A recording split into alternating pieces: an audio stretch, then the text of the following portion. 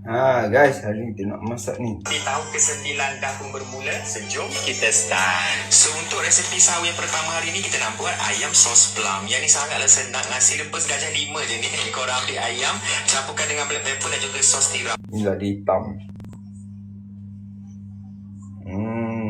Ladi hitam mampus kau pedas. Dan kita masukkan sos tiram. Kita masukkan sos tiram seperti yang diminta. Kita marinatekan dia dulu, baru bakar lepas-lepas terawih. Okay. Kalau dia pakai sudu, pakai tangan, derhaka tak? Ya, derhaka yang pertama. So, sekarang ini kita simpan. Okay, kita datang kejap lagi. Alright. Ini dah perap. Ayam, sos tiram dan juga ladi hitam. So ayam-ayam ni kita bakar. Kita tengoklah. Ya Allah, sedapnya. Nampak gayanya macam banyak kali kena bakar.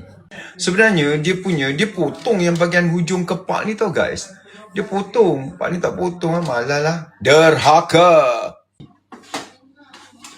Alright, 20 minit ni. Okay guys, so sekarang ni dah masuk. Tu dia. Dia sedang bakar. Minta maaf ya, cermin dia agak kotor.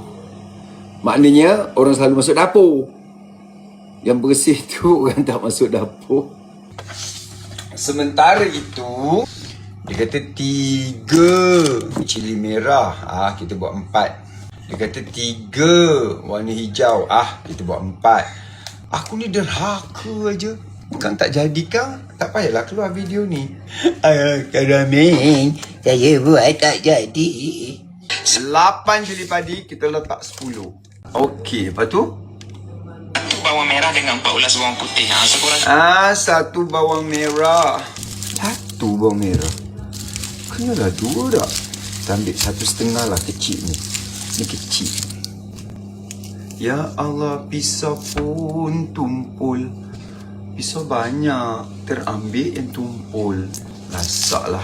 Kalau Amin tak cakap pun kena pakai pisau yang tajam. Tak ada. Dia tak cakap pun macam tu. Ya. Dia tak cakap pun pasal pisau.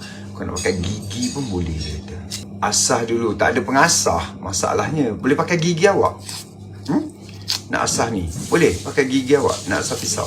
Karo Amin tu, dia ada pembantu dapur. Dia ada kitchen helper. Aku ni semua aku buat sendiri.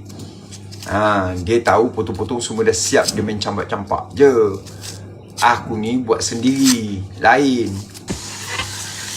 Bawang putih berapa dia kata tadi? 4 ya? Kita tambah jadi 6. Ini 2. Ini 4. 5, 6. Derhaka. Peduli aku. Ayam, kau masak cepat. Kau ada 2 round ni nak masak dengan kau ni. Kau jangan lambat pula. Kau lambat kan mati aku. Ni kenapa sampai 5,000 menonton aku ni? Tak jadilah. Kau jangan menonton. Tak jadi. Resepi Karo Amin ni tak jadi kat aku. Aku kan anak murid yang derhaka. Korang masak. Aku rasa aku seorang aja anak murid dia yang buat. Tak lagi aku buka lah rembayang. Aku dah ada resepi dia, 30 resepi dia bagi, 30 menu rembayang aku nanti. Korang datang lah tapi kena battle. Ya, dah cukup. Mari kita basuh semua benda-benda ni. Ni, dia suruh basuh. Dia tak suruh basuh, tapi aku basuh jugalah. Dia punya macam dah siap basuh kot. Ke dia tak basuh?